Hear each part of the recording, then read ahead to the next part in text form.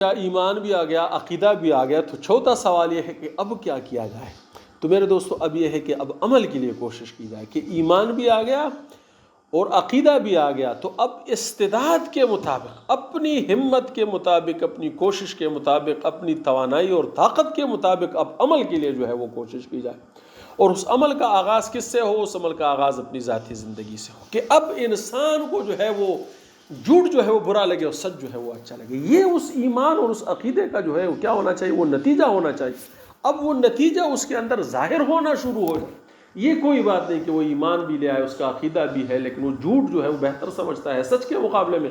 अल्लाह के रसूल ने देखिए फरमाया है कि एक मुसलमान जो है वो कुछ भी हो सकता है, झूठा नहीं हो सकता। यानी मुसलमान भी और झूठ भी बोलता है, ये कैसे हो सकता है? लेकिन आप देखते हैं कि हमारे माशरे में झूठ तो ऐसे मौजूद है, हर बुराई मौजूद है, लेकिन झूठ तो ऐसे मौजूद है मेरे भाई कि उसकी कोई हद ही नहीं है। एक मुसलमान